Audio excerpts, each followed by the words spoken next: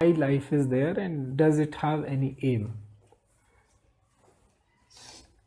So if life has no aim, then there is no point in talking about it. That means life has some aim. Now we all have to discover that individually. So those who discovered, they found that it is their duty to impart to others as well. So that is being named as Parahit.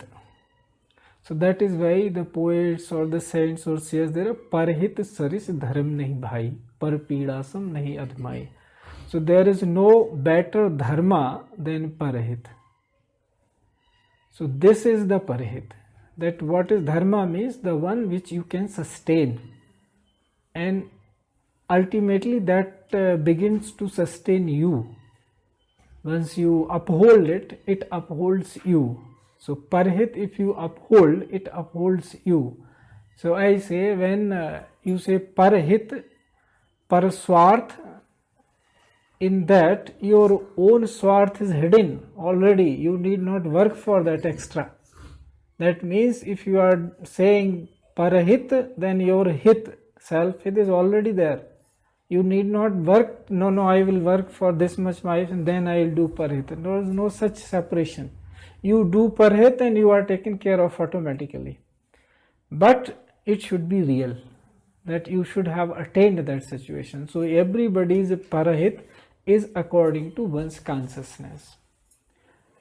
So those who realize, they realize that this life has an aim. And the aim of this life is to attain divinity, because everybody is essentially divine. So they have to attain to their ultimate ultimate potential.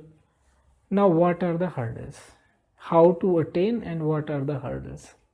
So they define that first you come to, there are certain vidyas they define. Like one is Loka Vidya, another is Yoga Vidya, another one is Adhyatma Vidya, another is Veda Vidya, then another Brahma Vidya. So the Vidya means some knowledge here. So I am saying words have not much meaning except in a context. Otherwise, Vidya, what Vidya I am referring to? How do you know whether I am saying Lok Vidya, whether I am saying in the context of Adhyatma Vidya, which Vidya I am referring to? I say Vidya and you according to your conscience make a decision. Oh, he must be referring to like that. So thing behind saying this is words have no fixed meanings. We just according to our consciousness we receive them. So any Vidya, that's why somebody said Vidya Dadati Vinayam. How to know whether all of these Vidya, all five I have spoken, to any Vidya this applies. Vidya Dadati Vinayam. If you have become meek, then some or the other Vidya has come to you. So in all these five Vidyas, meekness is common. That is how you testify that meekness is worth having, worth upholding. So one virtue you have decided, no, this goes through all. This thread goes in all the beads you have. So this must be that. So that is how they define that. First thing, if you want to learn any Vidya, Vidya Dadati Vinayam. So you should have Vinayam. Humility is necessary. Now what is the way to humility?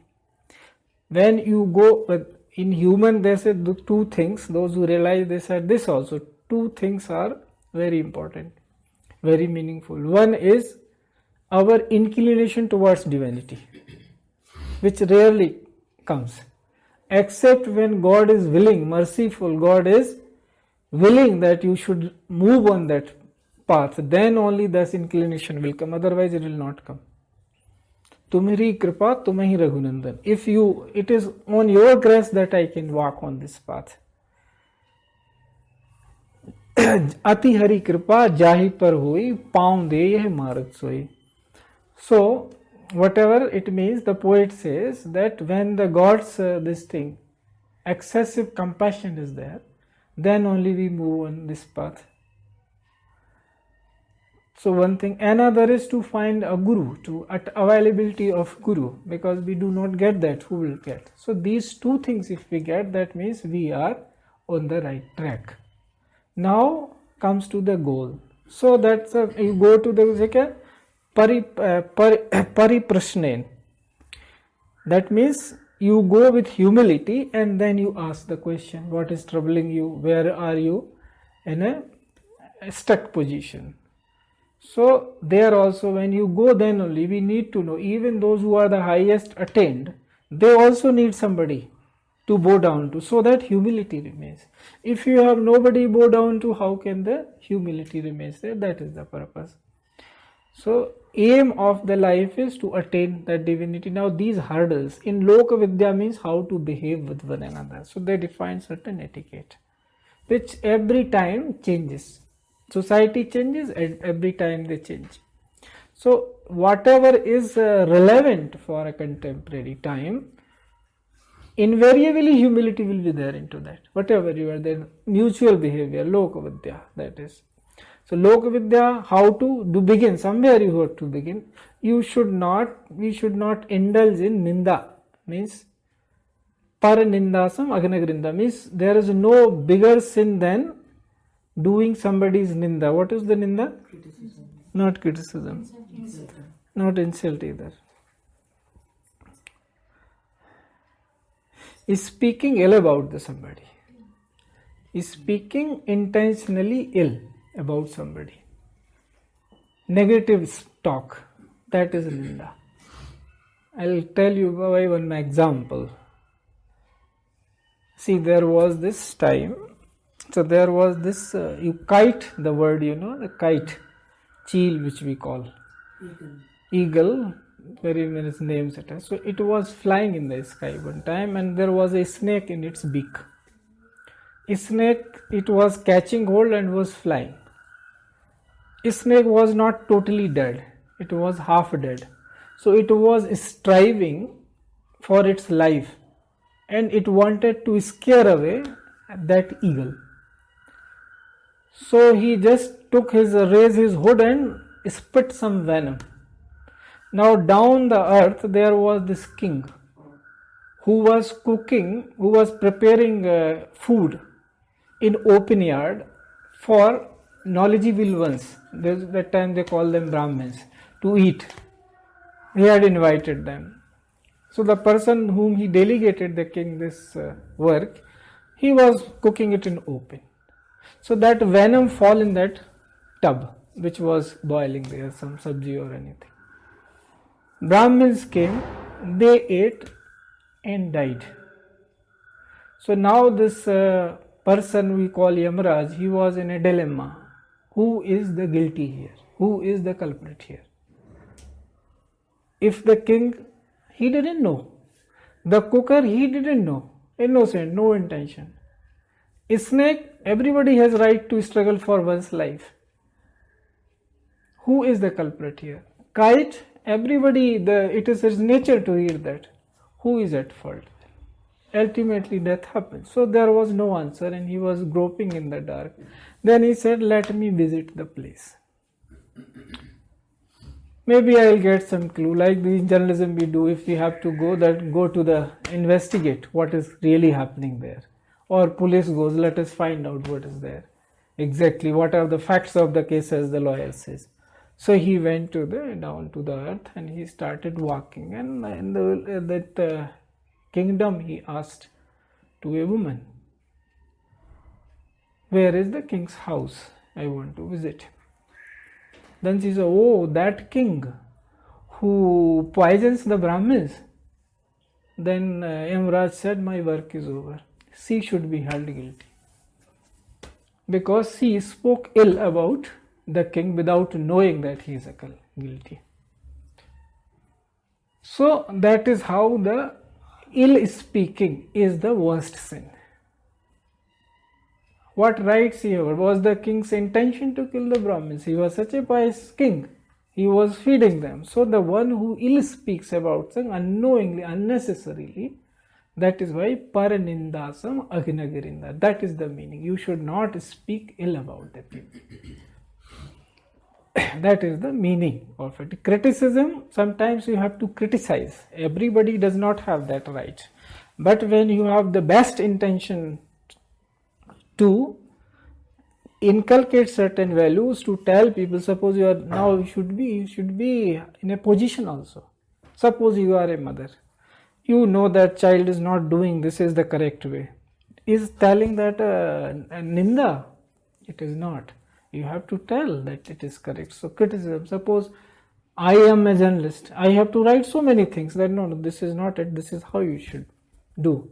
Is it that? No. Positive criticism, when you have been assigned a role to do that, then it is okay, because that is karma, that is your profession, that is your duty. But there is a limit. But ill intention should not be there. That no, because he has committed a mistake, any king or anybody, now this is the time that when I can hurl some abuse and remove him from the seat. That means your ill intention there. You only have to say as much as needed. So these are the things in a Loka Vidya level I am saying that one should at least avoid this. That one should not unnecessarily, who are you to say negative about the others? Because you are spoiling yourself. So that is how the world is very strange place. One should have to be very careful while conducting oneself. Another is, what is then perhaps? Keeping others happy. If you can become somehow instrumental in keeping others happy by doing your normal, spontaneous, natural work, that is your duty, then it is good. That is making somebody happy or working for the others' welfare. That is the parahit. So parahit saris dharam ni bhai. So that is the thing. So at least we can, because then comes now how to evolve yourself. For that you have been given this meditation. That if you meditate for certain time, that time will take care of other 23 hours of yours in a much better way. So why then people are, when two things are there, because they cannot make a decision. All the time I am saying the God is a subtle thing. It is a subtle, most subtle thing. This is all pervading. Everywhere it is. That means it should be very subtle, which can pervade everywhere. Then you will also have to become so much subtle. Then only you can experience. So when you, other things which are non-subtle things, you are carried away by them because you yourself are not moving towards subtlety. So that is why we say regular practice. There is no panacea. You have to practice regularly to become subtler and subtler. Then only you realize what is it. So then levels, so everybody receives that in according to one's consciousness. When you say subtle means calm. Yes, right. You have asked the correct question. So what is this? Subtlety basically means calmness, peace at your heart. That is what is the minimum requirement for divinity to unfold within you. The God is sitting in your heart, but why it is not unfolding? It is unfolding, but you cannot experience because there is no peace. ईश्वर सर्वभूतानां हृदय देशे अर्जुन तिष्ठति तमेव शरणं गच्छ सर्वभावेन भारत तत्प्रसादात् परम शांति प्राप्नोति न संतया. परम शांति, ultimate peace you get. So peace is the minimum requirement where it can unfold. It is like if we do not have a seat and I tell you people sit here, where will you sit? There is no earth.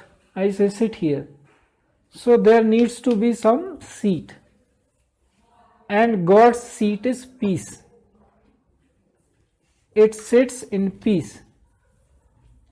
So that is why when I tell those that these 16 kalas or circles you have, bodies you have, that is the meaning. So one by one, all these 5 you have Then you have sixth is Atishayini, means peace. When you become settled, no, I told you, no, this gross is your Sthula Sarira. Then you have Pranamaya Kosh, then you have your Manomaya Kosh, then you have your Vijnanamaya Kosh, then Anandamaya Kosh. These five are very common in yogic language. But beyond that, it is sixth is Atishayini, means peace, where you become peace. After that only unfolds your love, creativity, such things. Till then what you are doing is just regulating yourself, nothing doing. So how to, as you said, that calmness is the thing. Calmness means peace nestling in your heart, when nothing else matters. The most valuable thing is God. Somebody was asking me how you became interested in it. Because anything else is not interesting in the world. Anything else has a limited, if you want, it is a limited interest. So the most interesting I find, then only one is engaged into that. So God is the most interesting thing in that sense. So for that you need to give a seat. Then only you taste what it is outside. So these, we can make a beginning like this. That certain things be imbibed this way, and then slowly, when, as I say, that is like putting watering the seed. So start meditating regularly. It helps all the ways. In your material life also it helps. And in your spiritual life definitely it helps. So that is the thing to be imbibed. So Lok Vidya, I will tell very briefly because I have named all five. So 5 minutes I will take more. Lok Vidya means behavioral level, how we behave with one another in the world. That is Lok.